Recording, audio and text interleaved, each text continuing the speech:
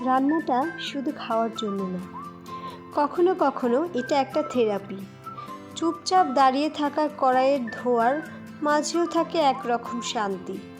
এই কাটা বাছা, মশলা মেশানো, নাড়াচাড়া সব কিছুই যেন মনে করিয়ে দেয় নিজের জন্য সময় নেওয়া কেমন লাগে। বাইরের দুনিয়া যতই ব্যস্ত হোক, রান্নাঘরের এই কয়টা মুহূর্ত কেমন যেন আলাদা। শব্দ নেই, তাড়া নেই, শুধু আমি আর এই মাছগুলো। আজকের রান্নাটা কার জন্য? নিজের জন্য?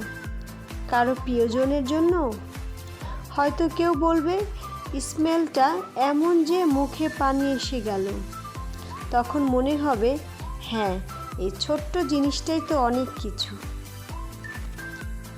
এই মাছও জানে আজ ওকে ঝোলে যেতে হবে।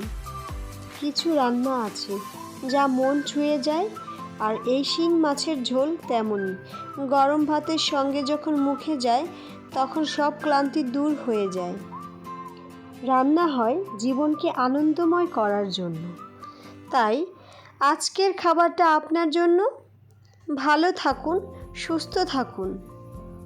ভিডিওটা যদি ভালো লেগে থাকে তাহলে লাইক, কমেন্ট, শেয়ার করে পাশে থেকে সাপোর্ট করবেন। অনেক অনেক ধন্যবাদ।